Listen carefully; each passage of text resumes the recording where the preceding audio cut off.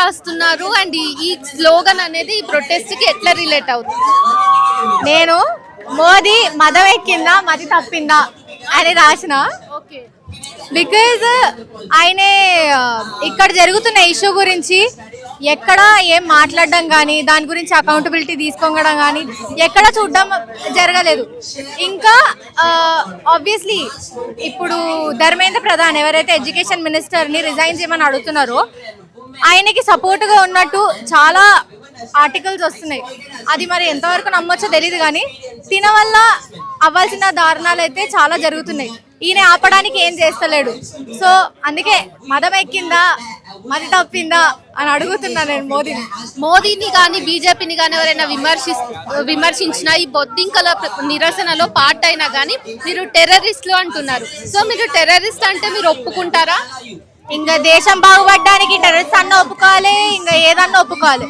మన దేశం కోసం మనం పోరాడుతుంటే వచ్చి మనల్ని టెర్రరిస్ట్ అంటుంటే మనం నాకు తెలిసినంత వరకు అయితే అదంతా పట్టించుకోవడం మానేయాలి.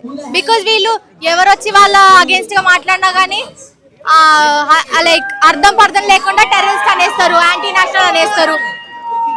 సో గట్టిగా మాట్లాడితే ఇట్లా కరెక్ట్ విషయాల కోసం నిలబడని వాళ్ళు మనల్ని టెర్రరిస్ట్ అంటే ఎంత, యాంటీ నేషనల్ అంటే ఎంత అవసరం లేదు మనకి. మొన్న పోలీసులు బ్రూటల్ గా స్టూడెంట్స్ మీద దాడులు చేశారు కదా, ఆ లాఠీ చార్జ్ దాని అంతటిని మీరు ఎట్లా చూస్తున్నారు? అండ్ ఈ విషయంలో మన సుప్రీం కోర్టు చీఫ్ జస్టిస్ కూడా చాలా ఇర్రెస్పాన్సిబుల్ స్టేట్మెంట్ ఇచ్చిండు, ఆ వీడియోస్ అన్ని చూసే టైం లేదు అని. సో ఈ రెండింటి మీద మీ కాల్ ఏంటి, మీ ఒపీనియన్ ఏంటి? They just don't care about us. అంటే వాళ్ళు ఓకే అక్కడున్న పోలీసులకి ఆర్డర్స్ వచ్చినాయి మీద నుంచి, వాళ్ళు ఆ ప్రొటెస్ట్ ని అక్కడ లోపలికి వెళ్ళే వాళ్ళని ఆపాలనుకున్నారు. అక్కడ వరకు అన్ని అర్థమవుతుంది. It's there responsibility, completely understandable. ఇక్కడ కూడా పోలీసులు ఉన్నారు, ఇక్కడ కూడా చాలా మంది ఎవరైతే ఇబ్బంది కలిగేయాలనుకుంటే వాళ్ళని ఆపే పద్ధతి ఉంటది. కానీ ఇది ఎక్కడ పద్ధతి అండి? వాళ్ళ లాఠీలలో చాలా వీడియోస్ సర్క్యులేట్ అవుతున్నాయి. లాఠీల మీద మేకులు తోని అన్ని లాఠీల్లో దాంతోని కొడుతున్నారు మనుషుల్ని. కొంతమందికి అవి బొక్కలు లెక్క దెబ్బలు తగిలినాయి. అది అందరూ అక్కడ ఉన్న వాళ్ళు మంచిగా హెల్త్ ఉన్న వాళ్ళ కాదు. చాలా మంది మాల్ న్యూట్రిషన్ పిల్లలు ఉన్నారు, ప్రెగ్నెంట్ ఉమెన్ ఉన్నారు, ఎవరైతే డిసేబుల్ పీపుల్ కూడా ఉన్నారు అక్కడ.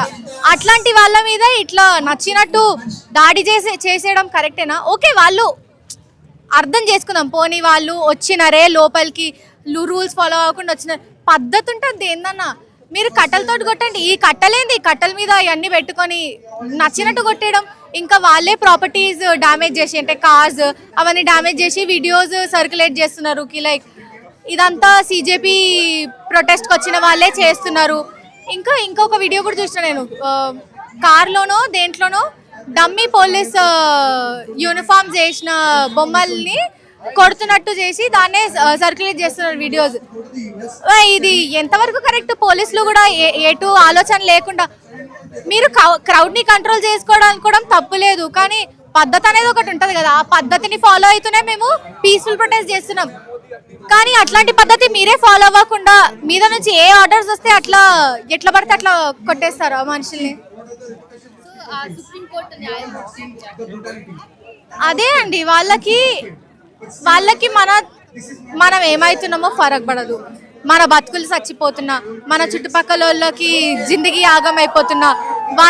ఇప్పుడు ఈ నీట్ పేపర్ లీక్ వల్ల ఎవరైతే ఎగ్జామ్ రాసి సరే మళ్ళీ రీ ఎగ్జామ్ రాసి మంచిగా పాస్ అయినారు, కానీ అది ప్రాపర్ గా ఎంత జెన్యూన్ గా పాస్ అయినారు అనేది అందరికీ క్వశ్చన్ మార్క్ ఉండిపోతుంది.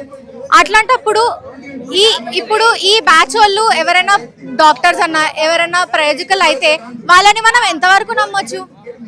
వాళ్ళది కూడా లైక్ ఎక్కడ నమ్మకం అనేది లేదు మనకి.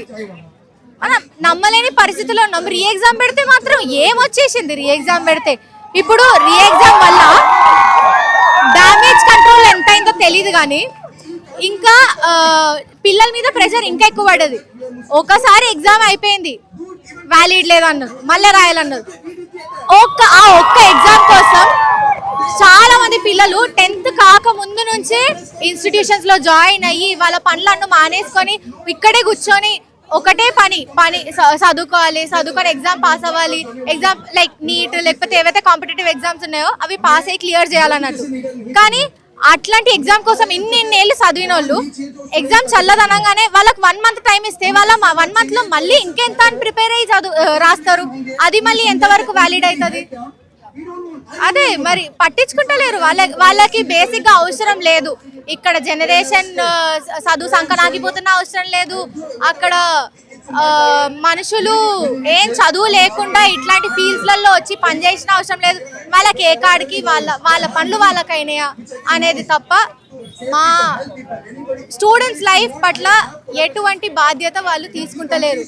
అది కూడా ఎస్పెషలీ ఎడ్యుకేషన్ మినిస్టర్ వాడి పనే ఎడ్యుకేషన్ మీద చూసుకోవడం అంటే వాడు అది పక్కన పెట్టి వాడు పైసలు సంపాదించడం మాత్రమే చూస్తుండు. మరి ఇది ఎంతవరకు కరెక్ట్?